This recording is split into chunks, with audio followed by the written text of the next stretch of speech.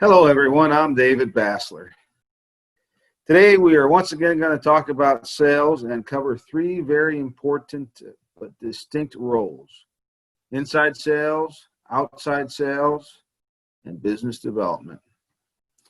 For those of you perhaps just getting started in the profession, or for those outside the profession, maybe these titles can be confusing, especially when looking at job listings, for example. The thing is, there are all kinds of companies with all kinds of markets out there. However, these roles remain essentially the same. So let's start by looking at inside sales. This refers simply to someone working inside, at the office. Of course, nowadays, at the office can mean remotely also, even from a home office, but essentially it means someone working in inside sales is not facing customers on a public or regular basis. This person handles incoming phone calls and emails from customers with inquiries, researches stock, and then provides pricing or prepares detailed bids on more complex projects.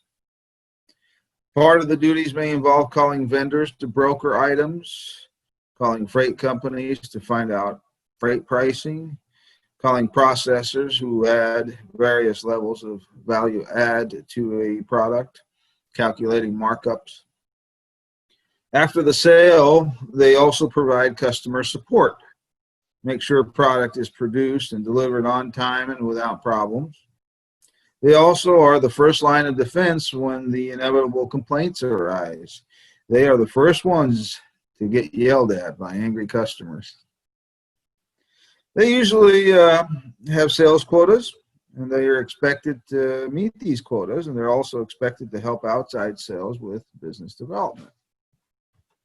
They usually have a manager and are generally located at the bottom of an organization's sales pecking order. They receive a steady salary with, occasional bonuses.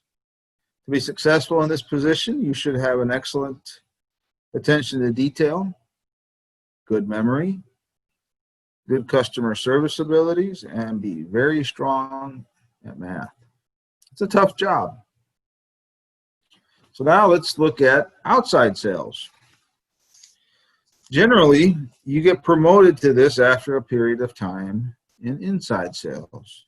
It used to be several years, but it can be done in 1 or 2 years if you display real talent, as well as being very good at managing up.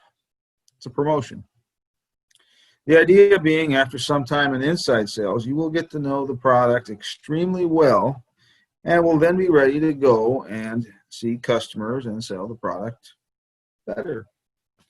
So what does outside sales actually involve? For starters, you traditionally are handed a territory.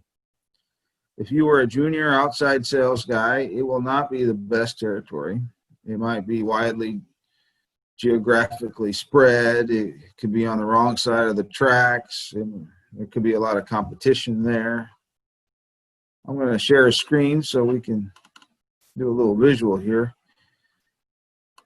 As far as territories go, think of the center as your company. And then territories are spread out kind of like a flower, centered around the company's geographic area. Now, within the territory, there will be a certain amount of existing customers. The expectation is you will set up a rotation to stop by and visit those customers on a regular basis, establish relationships with the buyers, and keep the buyers buying. Maybe buy more if possible. But the thing is, the senior guy with the most experience will get the best territory, which also means the best money, because outside sales usually works on a salary plus commission. The other outside sales guys the less experienced guys will get the lesser territories that pay less, but they could always grow them if possible. And the way you grow a territory is by finding new customers, of course, but also by establishing relationships with those buyers. personal relationships. The key ingredients in establishing those relationships usually involve activity together. Besides the traditional sales visit, where you go over open orders, problems, issues, take tours of the plant, those kinds of things. You have lunches, you have dinners, golf outings, and other activities. Hence, the position usually comes, the outside sales position, it usually comes with an expense account. It involves travel, and commissions can be expected, as we said, in addition to salary.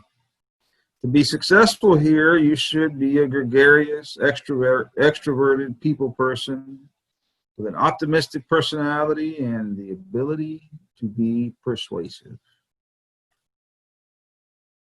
So now let's look at business development. Now here's where it all comes together. Unlike outside sales, when you are the director of business development, you don't have a territory. Your territory is everywhere. And although you may have existing customers, they are not who is of most importance to you either. You are seeking to develop new territories, new product lines, find new product penetration in different industries. You are seeking new customers, new business. And the companies among whom you are seeking this business already have suppliers, sometimes long-term, well-established suppliers. They will resist switching over to you, and who can blame them? And a lot of the new work you will be bringing in is for things your own people will be unfamiliar with, which means extra work for them, extra effort. So guess what? Oftentimes, your own people will actively resist you and your business development efforts. Nobody wants to have more work. People don't want it, and especially if they're not familiar with it, they will be uncomfortable with it, and they will find excuses why they can't do it. This is just the way it is. It's human nature. However, if you succeed, the professional and financial rewards can be considerable. Depending on how your contract is set up, they're usually a combination of salary, bonuses, commissions, and other benefits. Who does well at this kind of role? Leaders. Independent, intelligent, creative thinkers who are also extroverted, gregarious, friendly, and have excellent business acumen. Hope you guys found these descriptions helpful. Thank you for watching.